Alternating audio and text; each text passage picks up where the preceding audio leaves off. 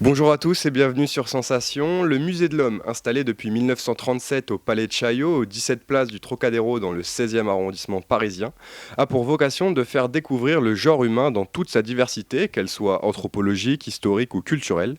Pour en parler avec nous aujourd'hui, je reçois André Delpuech. Bonjour. Bonjour. Vous êtes le directeur du Musée de l'Homme. C'est un musée qui reçoit environ 230 000 visiteurs par an. Avant que vous en preniez la direction, en 2017, il a fermé en 2009 pour rouvrir en 2015. Que s'était-il passé ? En fait, le Musée de l'Homme, qui est une vénérable institution, donc créée juste avant la guerre par Paul Rivet, son fondateur, en 1937, a subi une grande mutation à la fin du XXe siècle avec la création du musée du Quai Branly. Ces collections ethnographiques qui provenaient de toutes les expéditions scientifiques menées de par le monde, des masques africains, des collections précolombiennes ou des cultures de l'Océanie. Donc on traversait la Seine et on rejoint le musée du Quai Branly. Et à cette occasion, il a fallu repenser un nouveau musée de l'Homme, et à la suite de très gros travaux sur plus de 6 ans et un budget assez conséquent de plus de 100 millions d'euros, le ministère de l'Enseignement supérieur et de la Recherche, dont dépend le musée de l'Homme au sein du Muséum national d'histoire naturelle, a réouvert ses portes, et c'est un nouveau musée de l'Homme qu'on peut redécouvrir aujourd'hui. Et quelles sont les modifications qui ont été apportées à l'époque ? Alors avant, quand on venait au musée de l'Homme d'autrefois, si je puis dire, on y venait pour voir, surtout pour voyager au travers du monde, bien sûr, mais aussi pour voir un petit peu les peuples ethnographiques d'Afrique, d'Océanie, d'Asie ou des Amériques. Et puisque 80% de ces espaces étaient dédiés à ces cultures exotique, entre guillemets. Aujourd'hui, le parti pris du Musée de l'Homme est de raconter la saga de l'aventure humaine, et la galerie de l'Homme, telle qu'on appelle notre parcours permanent, a été subdivisée en 3 grandes parties. Qui sommes-nous ? Où on définissait quoi un être humain, à la fois issu du monde animal, on est un mammifère, un primate, les humains. On a tendance à l'oublier, on fait partie intégrante de la nature, mais bien sûr aussi on est on est des humains qui pratiquons le langage, la preuve, on se parle, la société, la culture, le religieux. Ça, c'est la première partie. Une deuxième partie plus attendue, c'est d'où venons-nous ? On raconte les origines de l'homme, depuis les Australopithèques en passant par Néandertal et les Cro-Magnons. Et puis la dernière partie, peut-être qui est, elle, beaucoup plus novatrice, c'est où allons-nous ? Et c'est vraiment délibérément cette partie-là sur laquelle on insiste maintenant. C'est un musée aussi qui veut parler de la société d'aujourd'hui et aussi du futur dans toutes ses dimensions, y compris sur des sujets qui peuvent fâcher. Tout un programme. Le musée comprend aussi un centre de recherche et d'enseignement. Qui y travaille dans ce musée ? Alors effectivement, c'est la particularité du Muséum national d'histoire naturelle et donc du Musée de l'Homme, un des sites avec ceux autour du Jardin des Plantes, c'est d'être associé à des départements de la recherche. Donc il y a au sein de cette institution un département qui s'appelle Hommes et Environnement, qui regroupe 6 laboratoires de chercheurs qui appartiennent à la fois au Muséum et au CNRS, et par exemple, au Musée de l'Homme, on a plus de 150 chercheurs à nos côtés, qui travaillent aussi bien en génétique, en préhistoire, en sociologie, en anthropologie. Donc ça nous donne vraiment un regard très large sur le monde avec les meilleurs spécialistes qu'il y a sur la place en ce moment.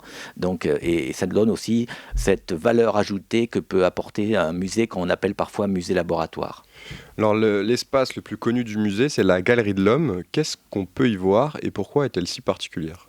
C'est vrai que c'est un musée un peu unique. Il a gardé son nom de l'époque, puisqu'il est connu des Parisiens et au-delà, même dans le monde entier, le Musée de l'Homme fait référence.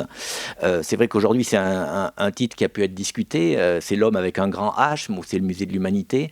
Sa particularité, quelque part, et c'est son ambition un peu folle, c'est de raconter toute l'histoire humaine des origines à nos jours et sur l'ensemble de la planète. Ça peut paraître un petit peu fou, mais en fait, c'est sa singularité, c'est de nous définir, nous, qui sommes-nous, nous les humains sur cette planète Terre, quelles sont nos origines.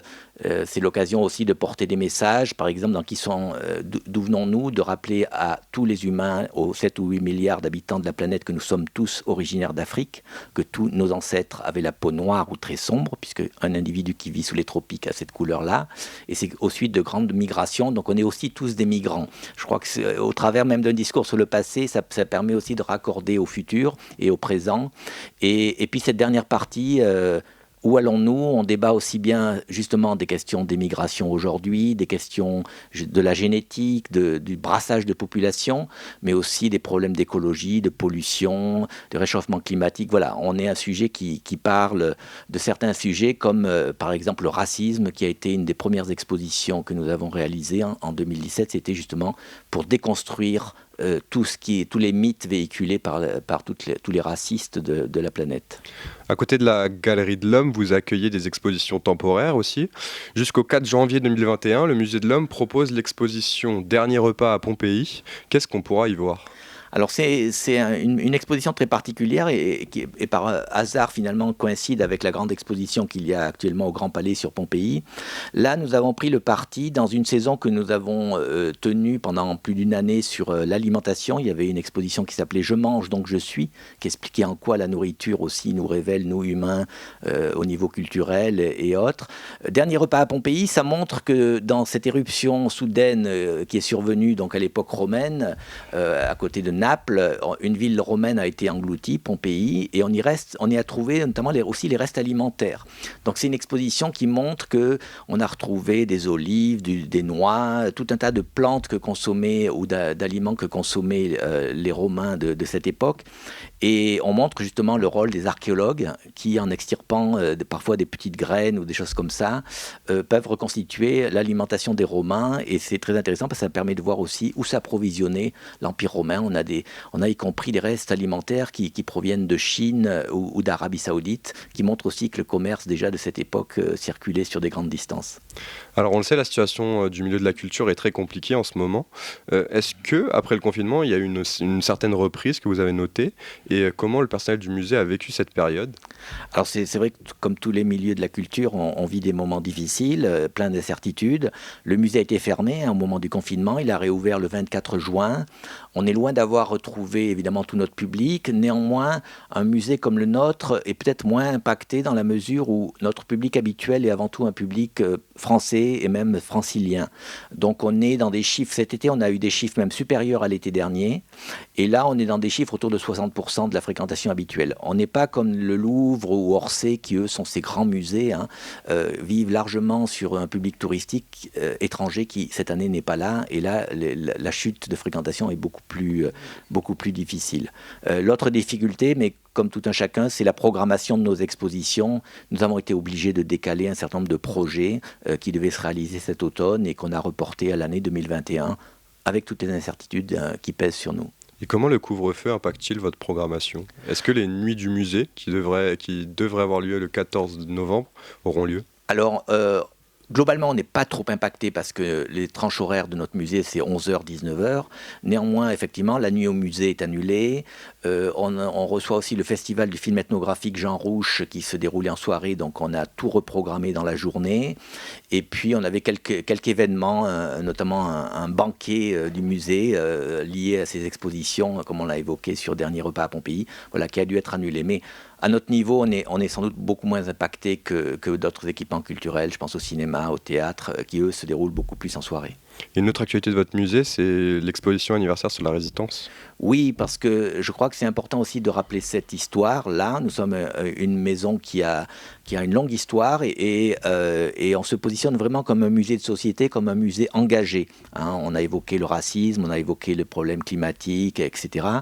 Et c'est aussi pour honorer et poursuivre la mission menée par nos prédécesseurs.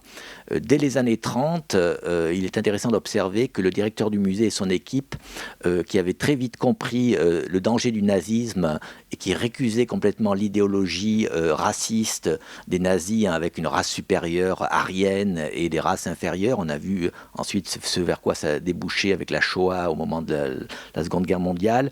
Et bien donc dès 1940, dès l'été 40, s'est constitué au Musée de l'Homme un réseau de résistance qui est considéré comme un des tout premiers qui se met en place.